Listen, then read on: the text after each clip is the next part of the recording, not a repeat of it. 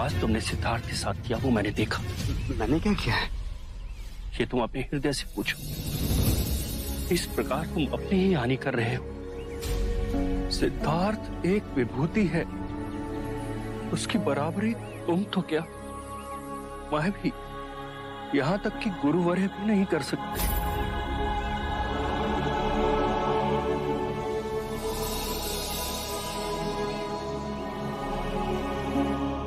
क्षमा करें मुझे, मैं अब कभी सिद्धार्थ की साधना में बाधक नहीं बनूंगा।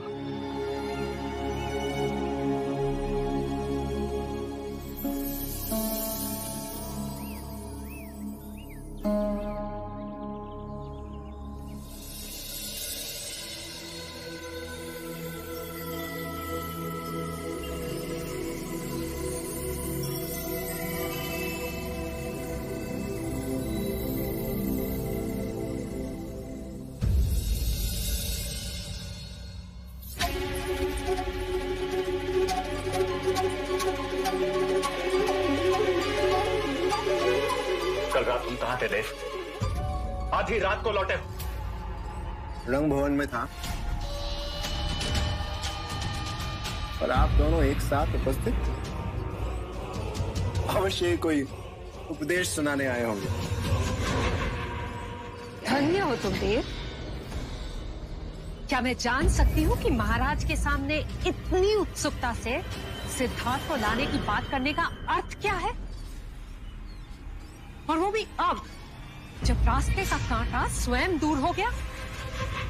हाँ, वो एक चाल है। महाराज के साथ साथ आपको भी विश्वास हो गया ना?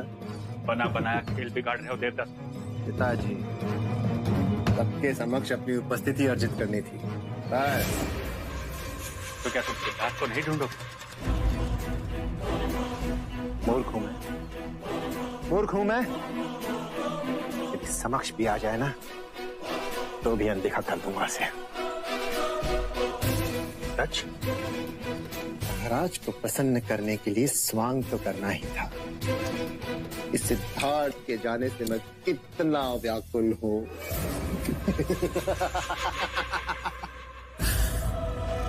मैं इतना मूर्ख नहीं हूं कि ये भी न समझ सकूं कि भाग्य ने मुझे दूसरा अवसर दिया है।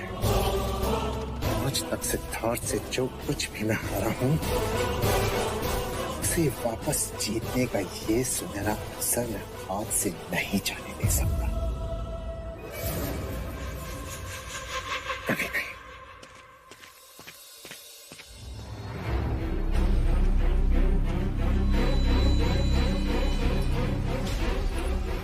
सोचा था जब मेरा पुत्र होगा तो रूप तुमसे लेगा और बुद्धि मुझसे,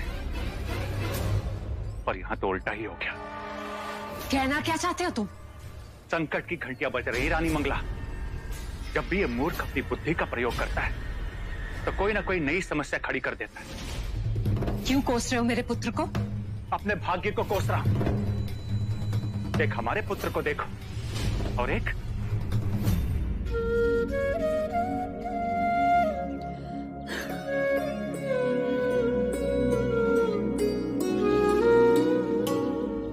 तुम्हारे पिता आज तुम्हें घुटनों के बल चलता देखते तो कितनी प्रसन्न होते। हर माँ पिता के लिए उनके बच्चे का पहली बार चलना, पहली बार बोलना कितना हर्ष उल्लास देता है। तुम्हारे पिता इन सबसे वंचित रह जाएंगे। राहुल, इतनी जल्दी भी बड़े मत हो जाना।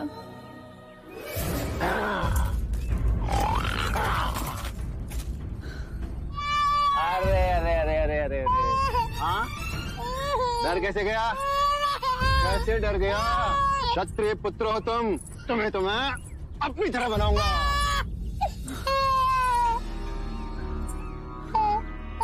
मैं तुमसे पूछता हूँ, क्या तुम नहीं चाहती कि तुम्हारा पुत्र पराक्रमी बने, बलशाली मेरी तरह, हाँ कि अपने पिता की तरह सन्यासी? सन्यासी बनने के लिए बहुत बल चाहिए। अच्छा?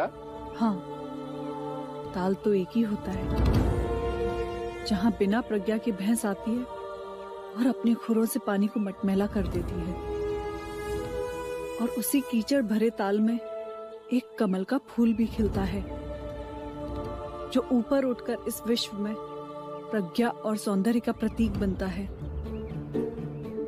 मैं भैंसा?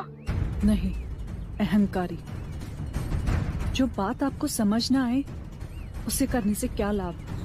तो वो बात सुनती जाओ कि तुम समझ सकती, और समझना क्या, तुम्हारे घावों को थोड़ी ठंडक मिलेगी। मेरे घावों को आप ठंडक पहुंचाएंगे? हाँ यशो, क्यों नहीं। मैं थोड़ी ना यहाँ तुम्हारे घावों पे नमक छिड़कने आया था।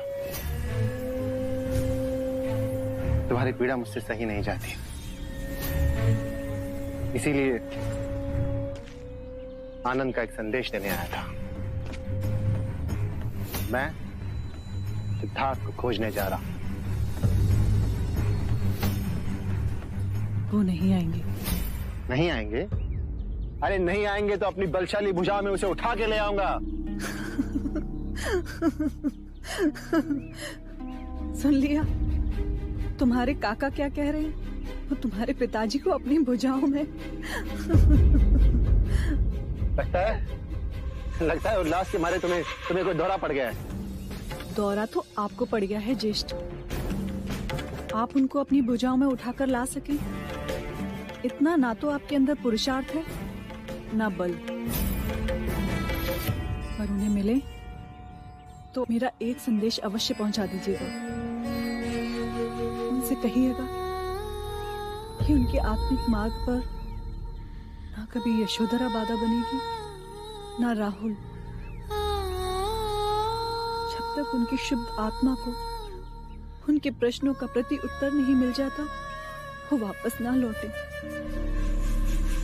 नारी का हृदय स्वयं देवता भी नहीं समझ सकते तो आप भी चेष्टा ना करें।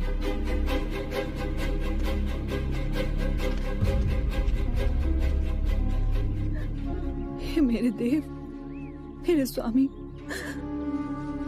एक पत्नी की प्रबल इच्छा है कि आपको अपने प्रश्नों का उत्तर शीघ्र ही मिल जाए और आपको किसी भी विवशता के कारण अपने कठिन मार्ग को छोड़कर लौटना ना पड़े।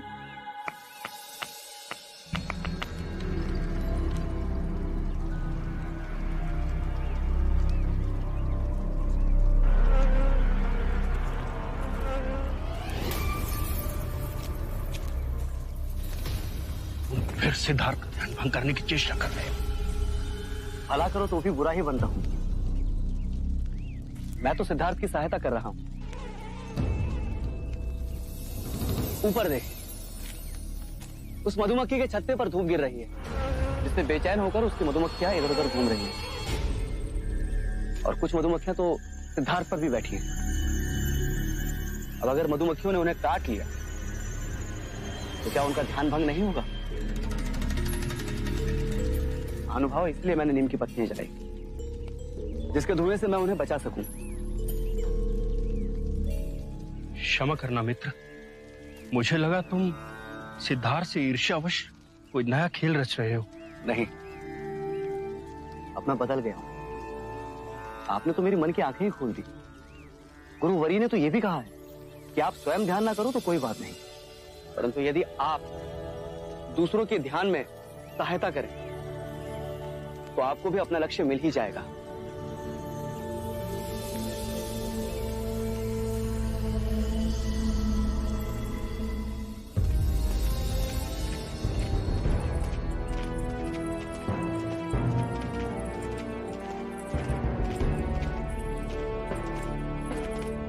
अमात्य, युवराज सिद्धार्थ को खोजने के क्या प्रबंध किए? महाराज, युवराज को खोजने उत्तर दिशा में राजा अमितोदन जाएंगे, पश्चिम दिशा में कुमार देवदत्त जाएंगे और दक्षिण दिशा में मैं स्वयं जाऊंगा। भाई महाराज, प्रस्थान की अनुमति दीजिए। छोटे काका,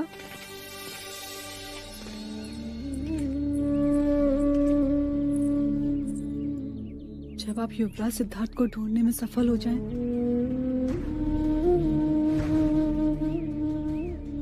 तो स्मृति के स्वरूप उन्हें ये कमल का फूल दीजिएगा और उनसे विनती कीजिएगा कि वो भी अपनी एक स्मृति भेजें। उनसे ये अवश्य कहिएगा कि यशोधरा हर क्षण उनकी प्रतीक्षा में आंखें बिछाए बैठी है। अनुज, एक बात का ध्यान रहे, उसे हमारे दुखों का विख्यान मत कर। और हाँ, उसे कंधक की मृत्यु का समाचार मत देना, उसके कोमल हृदय को आघात लगे।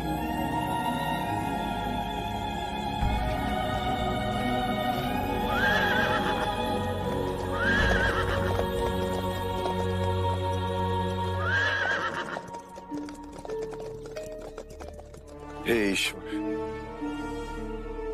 सिद्धार्थ को ढूंढने में और उसे वापस लाने में इनके रास्ते की सारी बाधाएं दूर कर दो।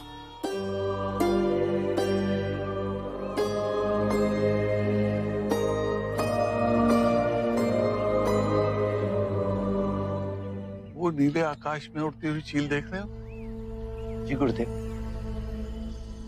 ध्यान में इतने मग्न हो जाओ तुम में और पत्थर में कोई अंतर न रहे, और वो चील तुम्हें पाषाण समझ के तुम्हारे समीप आ बैठे।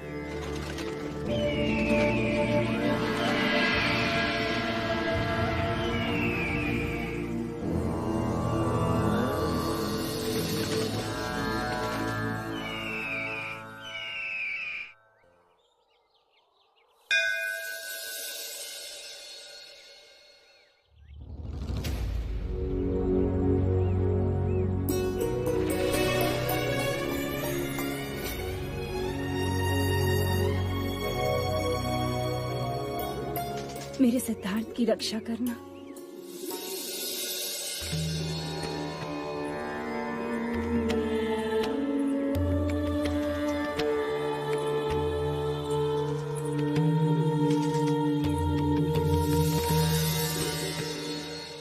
आदित्य नमस्कार या कुर्वन्ते दीन दीन अंधकारम न पूजाए।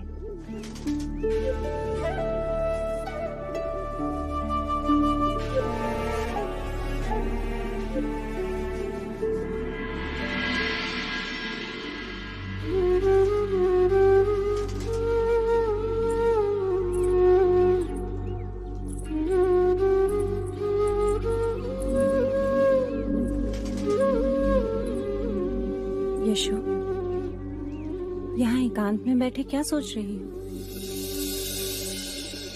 पहले युवराज की बातें अनोखी लगती थी, और अब जब सोचो तो बातें बहुत सत्य लगती हैं। वो कहते थे या तो ईश्वर कहीं नहीं है, या कण कण में ईश्वर है। तो सोचा, यदि कण कण में ईश्वर है तो मैं यहाँ बैठूं या मूर्ति के सामने बैठकर प्रार्थना करूं? बात तो एक ही है। पर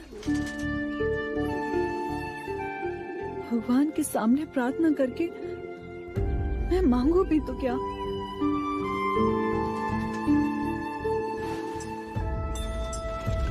यशो,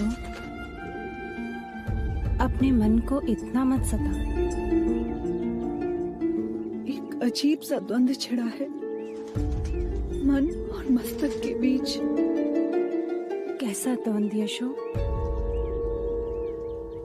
मस्तक कहता है कि ईश्वर से प्रार्थना कर कि उनको उनके प्रश्नों के उत्तर मिल जाएं, वो अपनी साधना में सफल हो जाएं।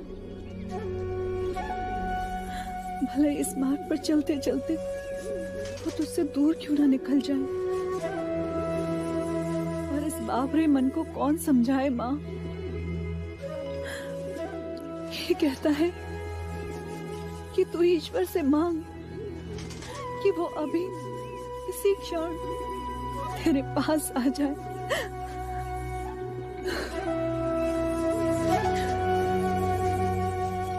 एक और भय प्रतिदिन मेरे मन में प्रबल होता जा रहा है माँ।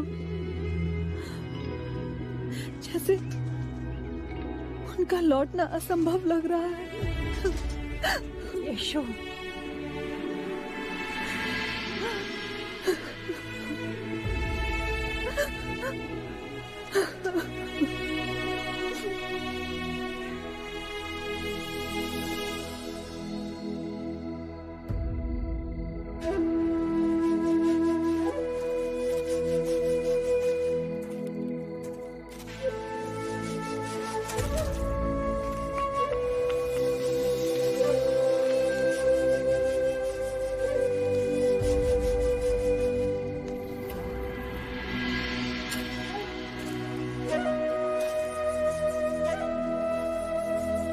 तुम्हारी चिंता का विषय?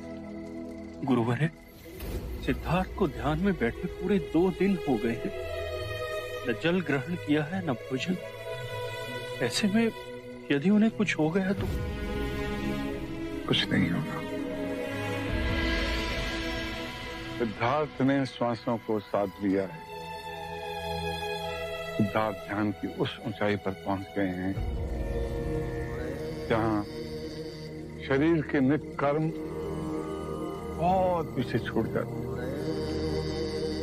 उन्हें जो आहार मिल रहा है वो आत्मिक सुख है। सिद्धार्थ जहां पहुंच गया है वहां तक पहुंचना सहज नहीं। तुम चिंता मत करो। जैसे माता गहरी नींद में अपने नवजात शिशु का ध्यान रखती है, वैसे ही मैं सिद्धार्थ का हर पल हर क्षण ध्यान रखूंगा। जाओ, तुम विश्राम करो।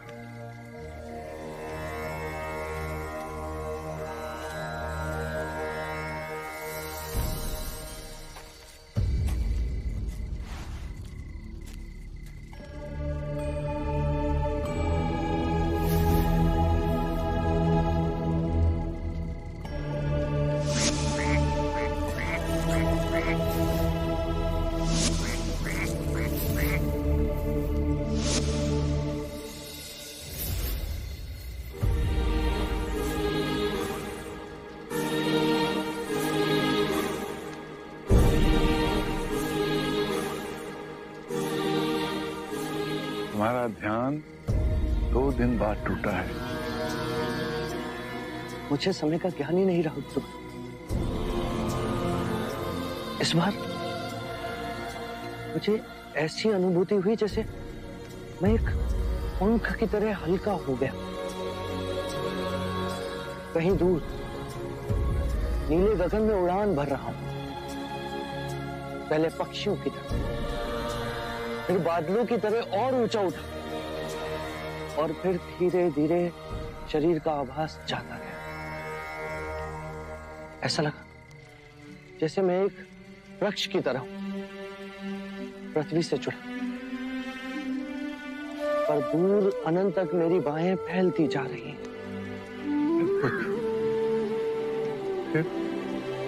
फिर चारों ओर अनंत शून्य की अनुभूति हुई।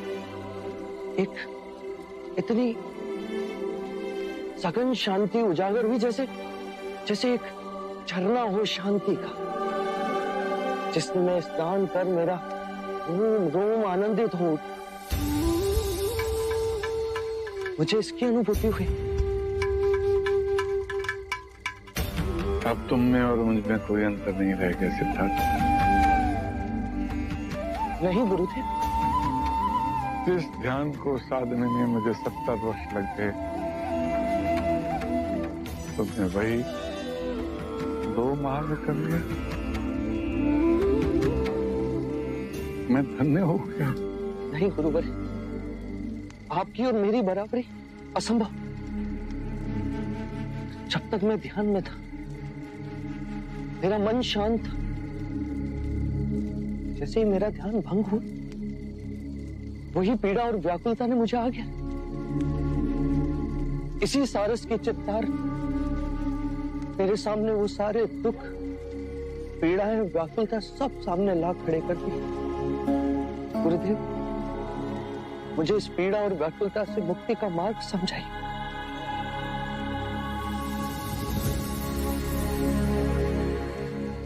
मेरे पास जो भी ज्ञान था वक्त मैंने तुमने उड़ेल दिया।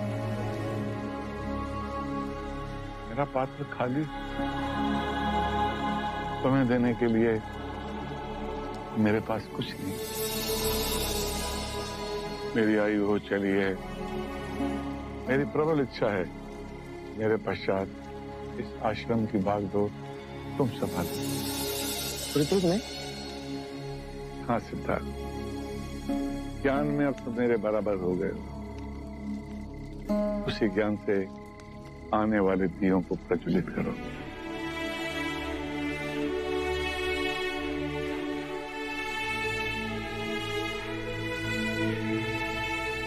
गुरुदेव, आपने मुझे इस योग्य समझा,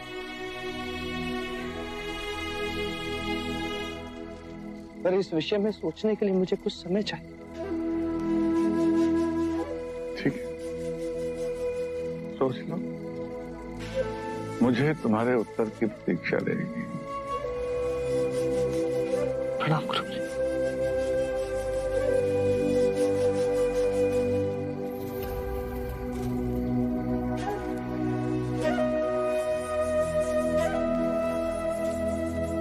अग्नि का स्वभाव कितना मधुर है। ठंड में ठिठुरते लोगों को ताप देती, भूखों को भोजन बनाने की ऊर्जा। परंतु ये अग्नि एक ही घर की सीमा में बन जाती है। एक परिवार को सुख देने के लिए अग्नि अनगिनत मानवों को अंधकार और यातना में तो नहीं छोड़ सकती। गुरु की आज्ञा के आगे मैं नतमस्तक हूं, पर मैं यहाँ ठहर नहीं सकता। साधना के मार्ग में मैं जहां तक पहुंचा हूं, उसके आगे बहुत बड़ी अनंत की यात्रा तय करनी है। मुझे जीवन और मरण के चक्र से मुक्ति का मार्ग खोजना है।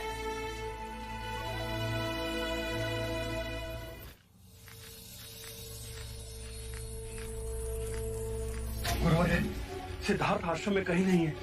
कहीं वो हमें छोड़कर तो नहीं चला गया? सिद्धार्थ को अनुमति की आवश्यकता नहीं है, और मुझे विश्वास है वो मुझे बताए बिना नहीं जाएंगे।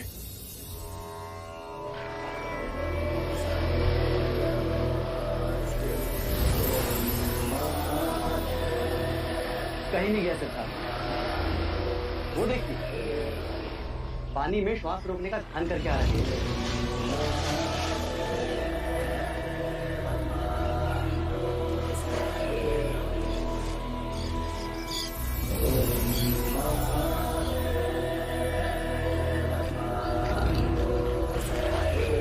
सिद्धार्थ, मुझे तो लगा तू हमें छोड़कर चले गए हो। मेरी आध्यात्मिक यात्रा को आगे बढ़ाने के योग्य केवल तुम ही हो सिद्धार्थ। इस आश्रम की बागडोर अपने हाथ में ले लो बस। यह आपका मुझ पर अपार स्नेह है गुरुवर, और मेरे मन में कुछ और। कहो, निर्भय होकर कहो। गुरुवर, मैं आश्रम छोड़कर जाना चाहता हूँ।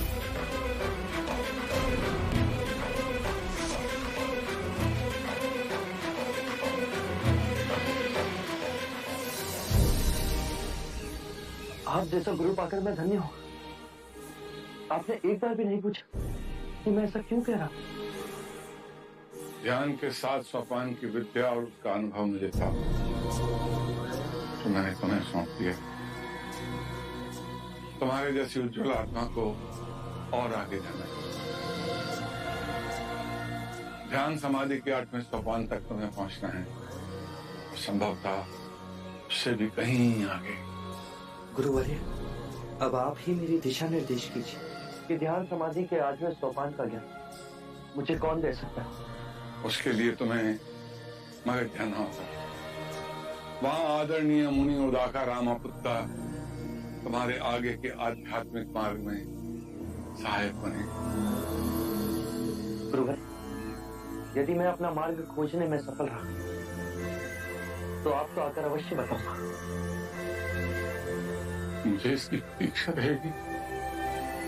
यदि इस वृद्धावस्था ने अवसर दिया तो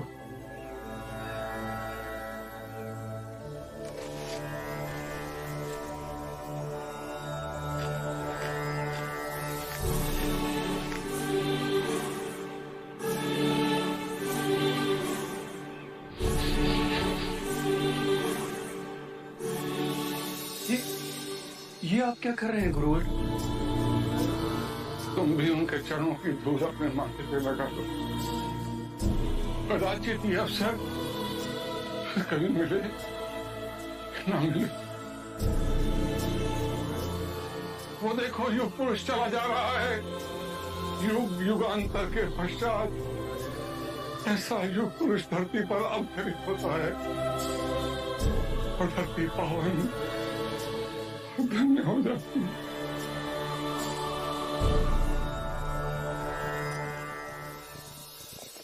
ठहरो,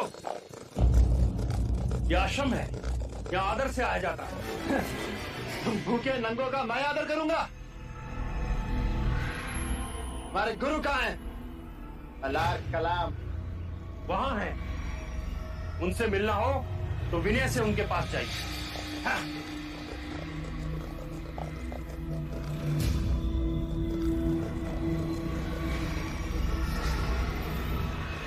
सिद्धार्थ कहाँ है? सिद्धार्थ यहाँ आए थे, 2 माह रह के चले। कहाँ चले गए? आपका परिचय? हम उसके भाई हैं। अंतिम बार हमने सिद्धार्थ को निकलते हुए देखा है। वो कहाँ गए हैं मालूम?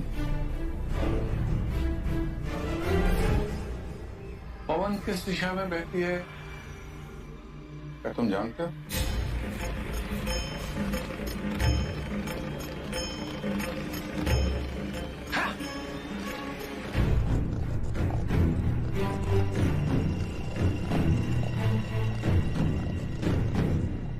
आप असत्य नहीं बोलते हैं गुरुदेव, परंतु आपने सिद्धार्थ के भ्राता को ये क्यों नहीं बताया कि सिद्धार्थ उड़ाका रामापुट्टा के आश्रम में गए हैं? क्योंकि मुझे आभास हो गया था कि सिद्धार्थ का भ्राता उसे हानि पहुंचा सकता है। अर्थात वो सिद्धार्थ की हत्या भी कर सकता है। ओ, ओ, ओ।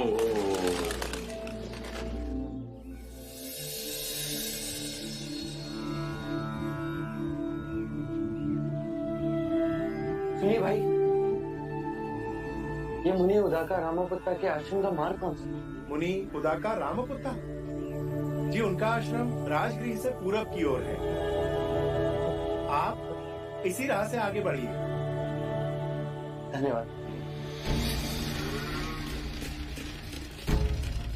ये सैनिक पशुओं को कहाँ ले जा रहे हैं? राजगृह ले जा रहे हैं। क्यों? वहाँ इनकी बलि देंगे। बलियों?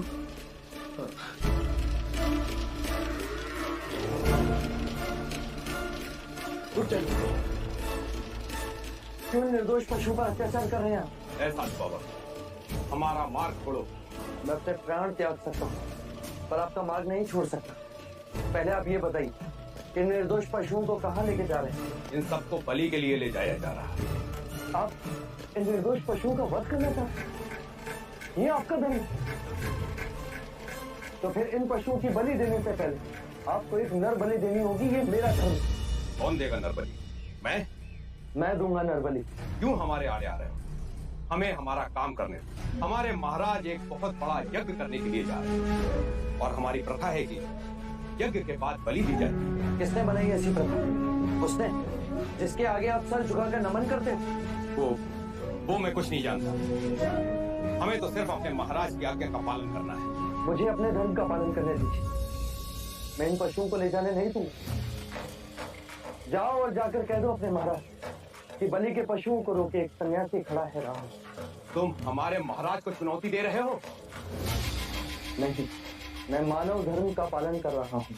यदि हमारे महाराज का आदेश न होता कि साधु संत का आदर करो, तो हम इसी वक्त आपकी गर्दन धड़ से अलग कर देते। तो कर दीजिए।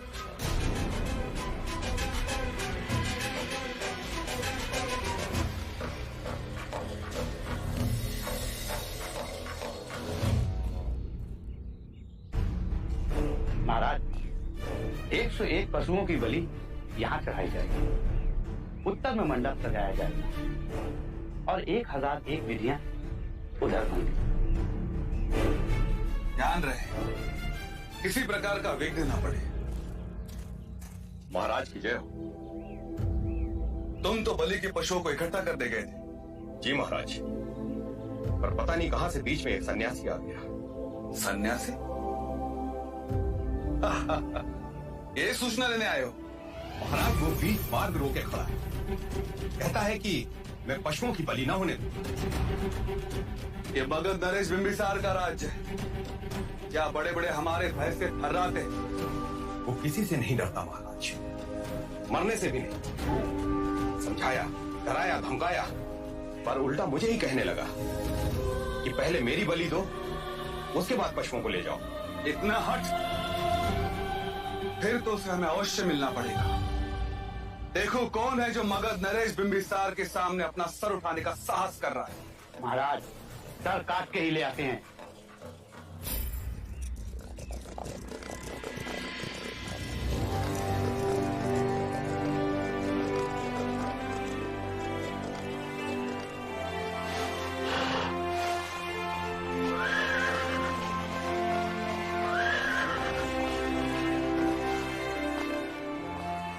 ये मेरा राज्य है, यहाँ केवल मेरा आदेश चलेगा।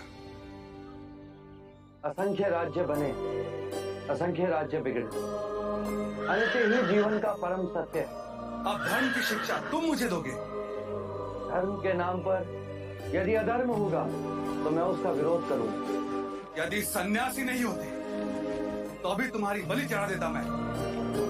सन्यासी की हत्या के पाप से आज मैं तुम्हें मुक्त करता हूं।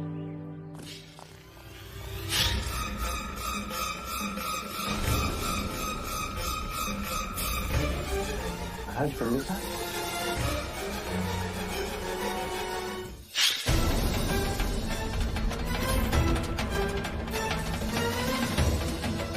महाराज बिंबिसार,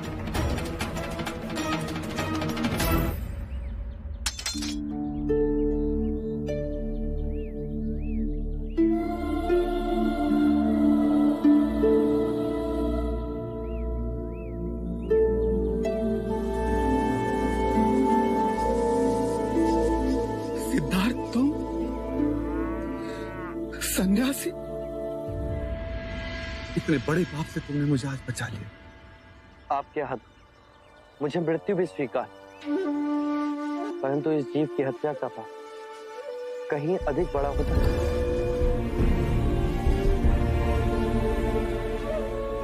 प्रश्न ये नहीं मित्र कि मैं जीऊं या मरूं, प्रश्न ये जीवन और मरण के इस चक्र से मुक्ति का कोई तो मार्ग है। यदि है तो उसे खोजना मेरा लक्ष्य है, नहीं तो इन मूक पशुओं की तरह अकारण ही जीऊंगा और अकारण ही मर जाऊंगा। क्या दोष है इन निर्दोष पशुओं का जो महाराज बिंबिसार आपको इनकी बलि देनी होगी? इनमें भी हमारी तरह जीवन की ऊर्जा है। ये कौन सा धर्म जो कहता है कि एक निर्बल को मारने से अशुभ समय टल जाता है? यदि इन मूक पशुओं के मुंह में जीवा होता तो ये भी पूछते कि पाप करे कोई और भरे कोई। यदि ये धर्म है तो आज एक निर्बल सन्यासी आपसे कहता है कि ये अधर्म है। आज मेरे मित्र ने मुझे अधर्म से बचा लिया। आज से मगध में कोई बलि नहीं दी जाएगी।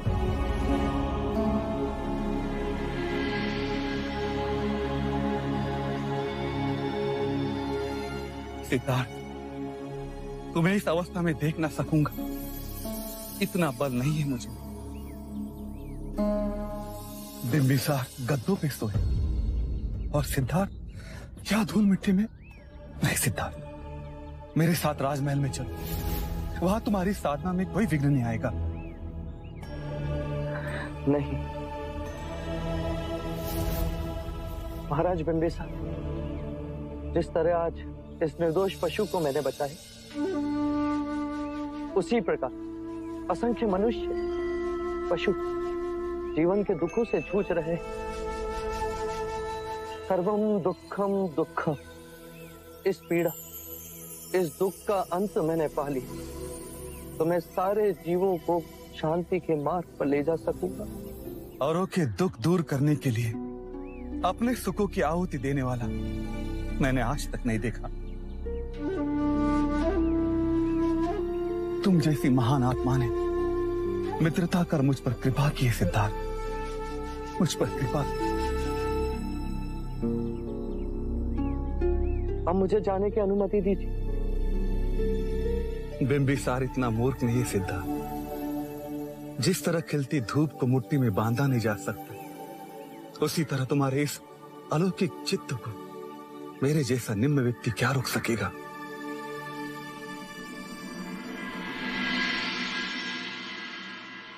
सिद्धार्थ, मित्र को एक वचन दोगे? जब भी तुम्हें मुक्ति का मार्ग मिल जाए तब उसका ज्ञान देने के लिए इस बिंबिसार के पास आओगे। वचन दिए।